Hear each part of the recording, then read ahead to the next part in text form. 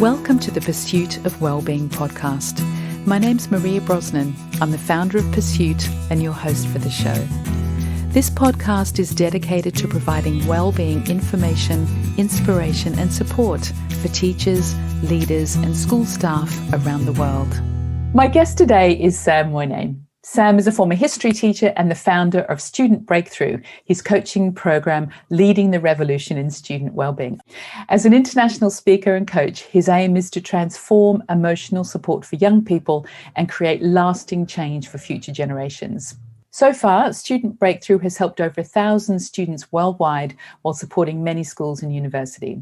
Sam has trained over 30 teachers and educators to deliver his 3B program of Boost, Believe and Breakthrough in order to bring coaching to more students and help more young people. As an experienced speaker, Sam shares his passion for coaching, education and teaching with diverse audiences across the world. Sam, welcome to the podcast. Maria, thank you for having me. Thank you so much for having me. I'm really excited for today. Yeah, me too. It's a pleasure to meet you. So the language you use around student wellbeing is really strong, like leading a revolution. But before we start talking about that, which I'm excited to talk about, I want to know what brought you to teaching. Yeah, well, I think like most people, I never actually wanted to be a teacher. I know some people grow up and their lifelong ambition is to be teachers. But for me, it wasn't my ambition. You know, I wasn't the most confident student when I was in school.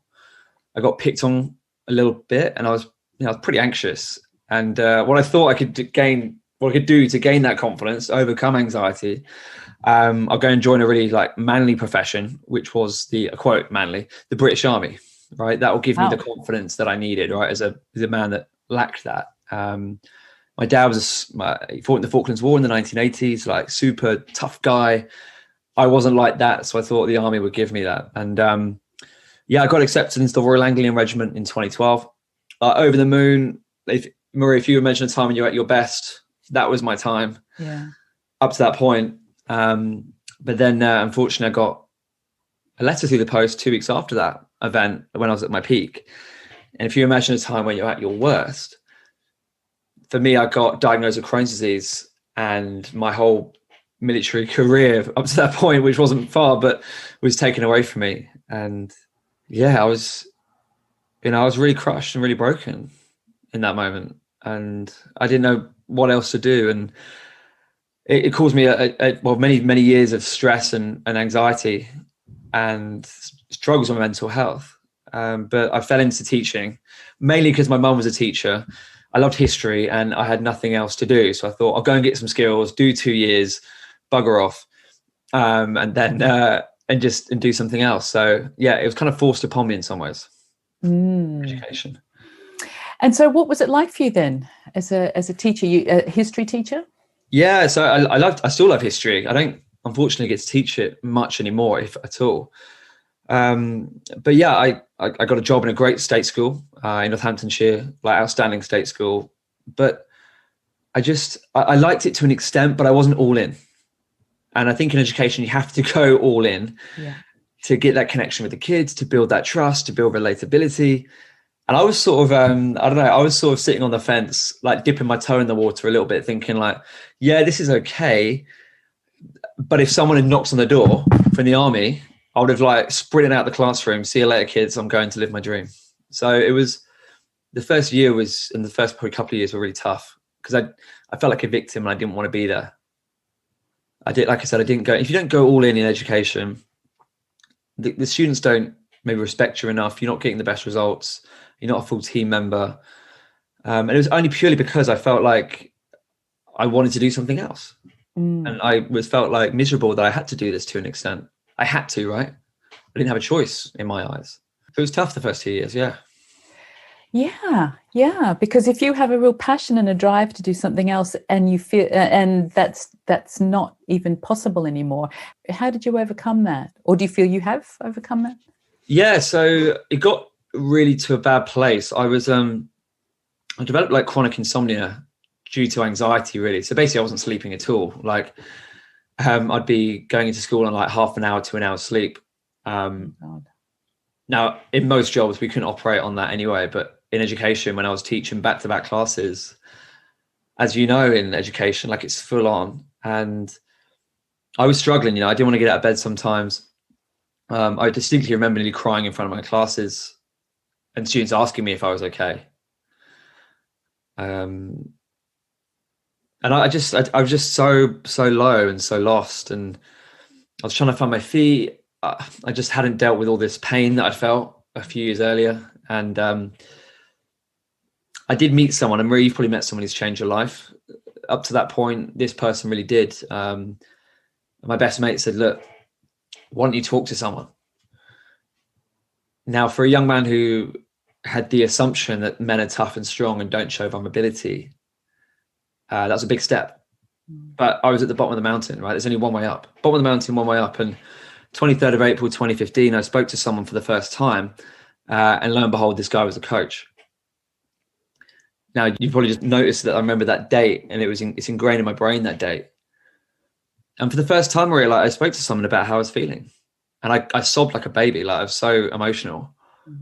I always say I learned to express and not suppress, which is kind of my tagline now for talking, for getting people expressing themselves. So I learned to express and not suppress how I was feeling.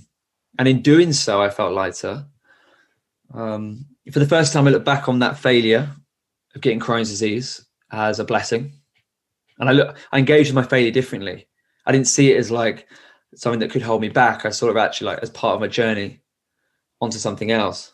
I just want to pick up something, because when you said failure, that people listening to this won't have been able to pick up that you did air quotation marks around that.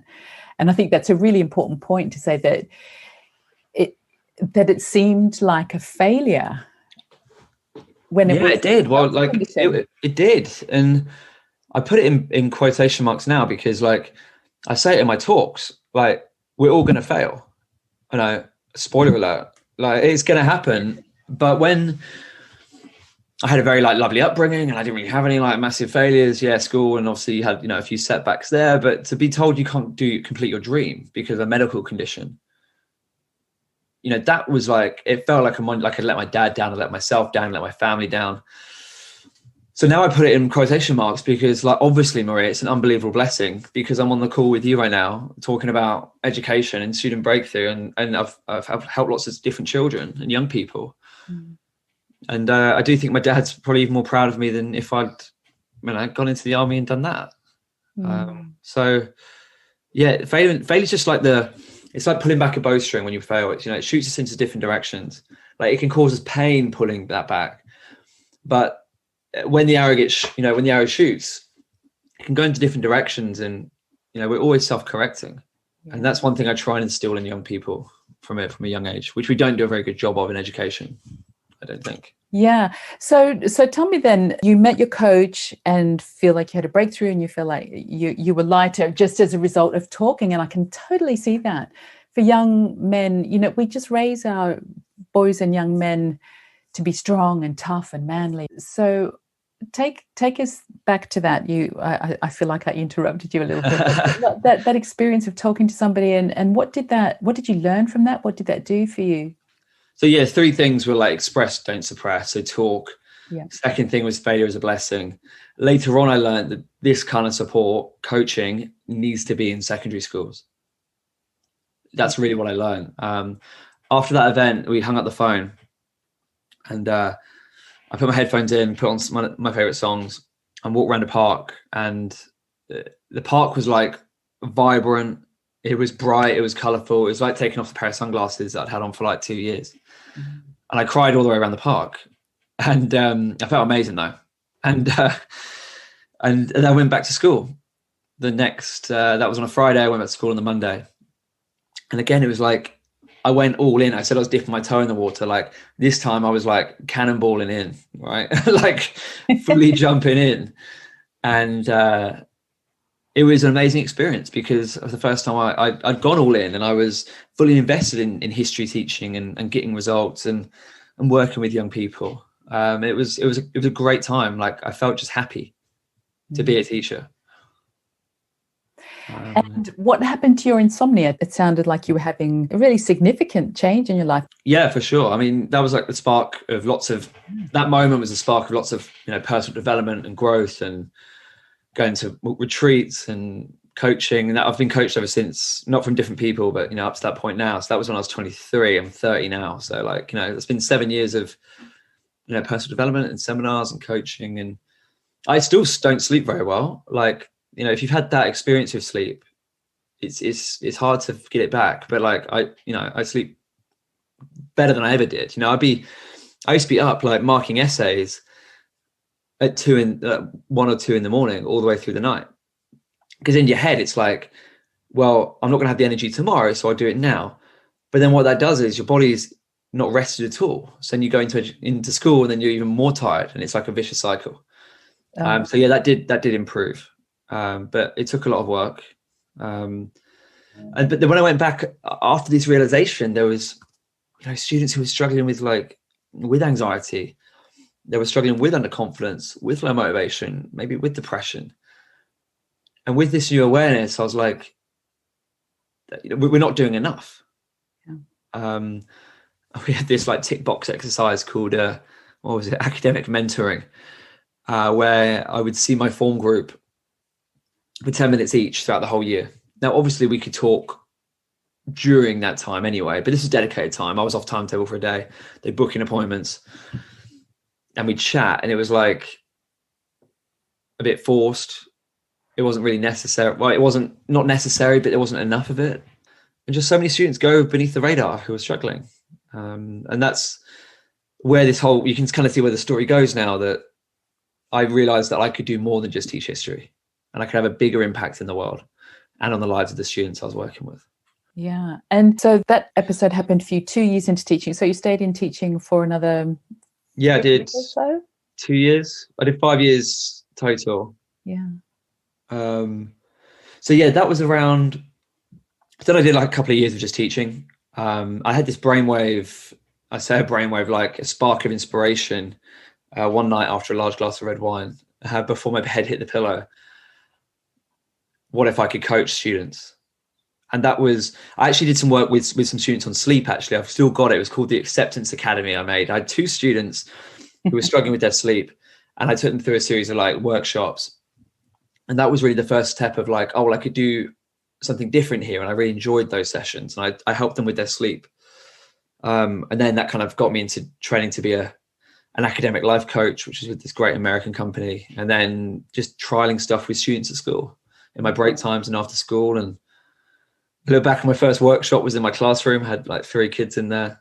You know, now I'm running an event tomorrow for like 30 students, and I've done talks for like 200 students. It's funny to look back on those times. Nice. And so tell us about your 3B program. What's involved in that, and how could teachers or people listening to the podcast, what can they take from that to support their young people and students? Yeah, so 3Bs was something I made out of my teaching experience, my coaching experience, personal development. It's always kind of changing and adapting whenever I go to new seminars and stuff. It's called Boost, Believe and Breakthrough. And in Boost, we really, for the first time, I think, if you're a teacher listening to this, in Boost, when I train people in Boost, it's lots of what we call breakthrough listening. And I think in teaching and in life, you know, listening is such an underrated skill. Although most of us just listen to respond or reply, not really to understand what's going on. And in my first few years of teaching, I was expert at this. You know, like I'm going to be honest, I don't really care what the students were saying. In terms of, I've got so many things going on to this email, I've got to speak to this parent, I've got to plan for the next lesson. And I wish, looking back, especially in those early years, that it's almost like just turning down the noise and just giving that student just 30 seconds of just pure like breakthrough listening, which is like listening to understand with empathy with your heart, you know, being a heart with ears. Because honestly, the first time I work with students, most of them come away, they're like, it's so great to be listened to in a non-judgmental way. It's really powerful. So that's one tip I'd say for people in the Boost. I think in the belief section, I know in the belief section, do lots of work around like values, their limiting beliefs, confidence, and actually overcoming failure and setbacks.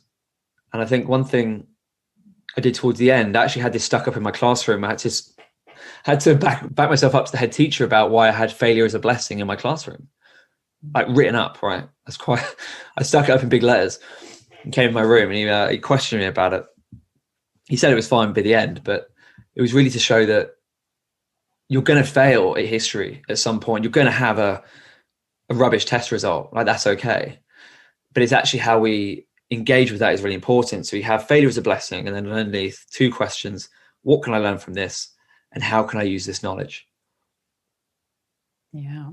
And actually getting students to engage with that, right, and see it as a positive is so cool, because like the weaker students, they need to be engaged. Well, everyone needs to be engaged with failure, but for the weaker students, it kind of gives them that security blanket that, like, as long as I keep putting in effort, that's great, because I'm going to keep learning and growing. And for the ones that are like, I'm just perfectionists, which I really despise that word. It's like I think it's like a bit of toxic positivity, because when those students fail or they don't get full marks, they go into meltdown. Again, it's giving them the skills to realize that, well, actually that's okay, because it's going to make you better for the next one. So that's something you believe. And then in Breakthrough and throughout the program, but in Breakthrough, really kind of summarize the importance of action taking.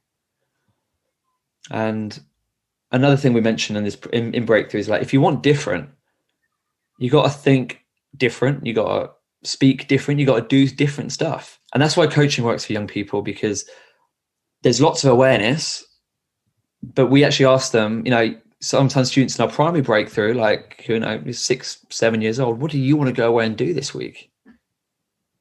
And that's powerful, because that's empowering them to go away and make their own decisions, become leaders for their lives. So yeah, I think for me, it's like Breakthrough listening.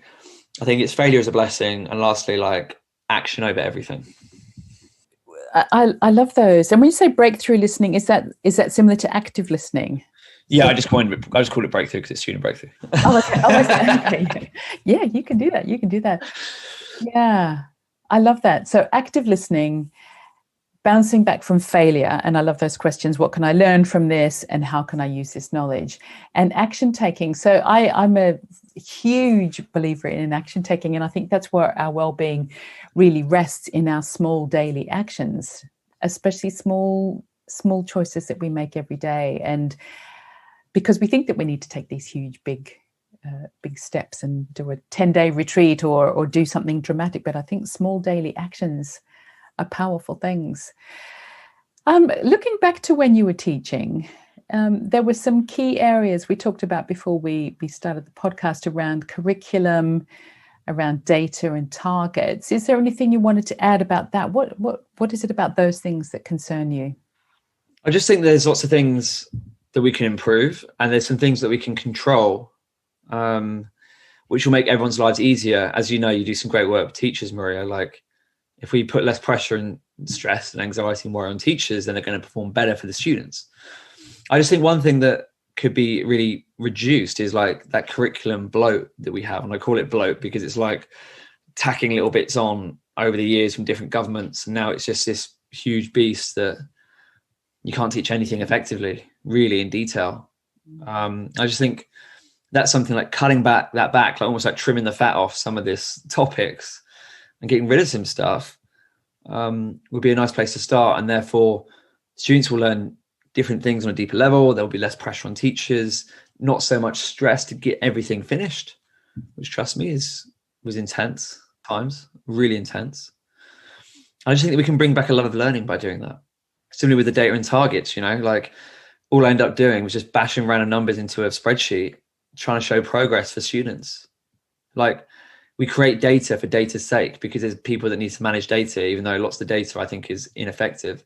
Now, we still need to use that, right? It's still important, but I just think we could be doing a better job of it. And just, again, I don't know what purpose that served, me just putting random numbers. And it was random numbers because I was trying to show progress, like, throughout the whole year, like with students, it's a tough one. And I know every teacher that I was working with in that school felt the same. Well, in my department felt the same about it. And then, lastly, I guess the mental health support. Like I said, like giving students access to stuff that's positive, action orientated, and helps them move forward, instead of for the students who are really, really struggling, or it's just like counseling, which, not many students, some students don't connect with.